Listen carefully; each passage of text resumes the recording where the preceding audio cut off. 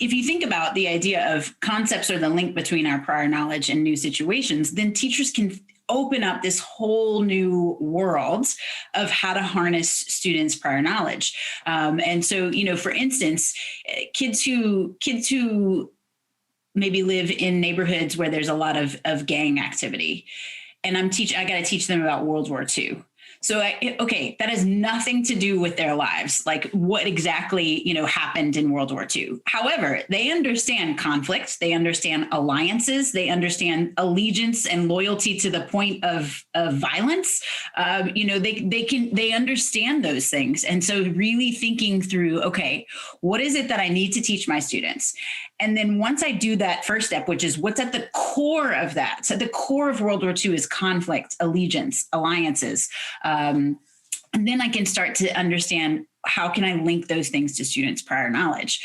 So of course, it's super simple for literature teachers. If you're thinking about the story To Kill a Mockingbird, for instance, sometimes, I was in fight with teachers sometimes who are like, I have to teach To Kill a Mockingbird. I'm like, okay, what's at the core of To Kill a Mockingbird? And students have lived experiences that they can access for that.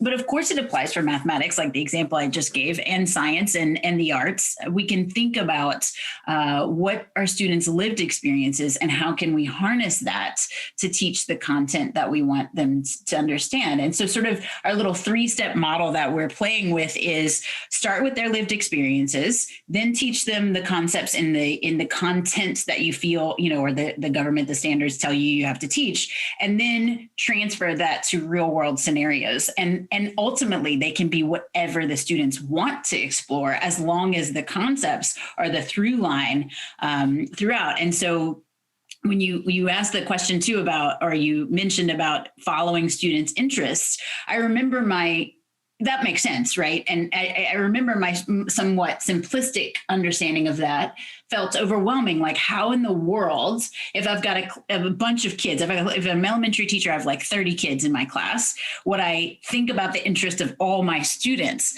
But now my understanding is, once I've got the concepts of what I want my students to understand, then they can take it to their interest and figure out, when I teach them explicitly how to go about sort of an independence in their learning, then they can take it. It's a lot less work for me.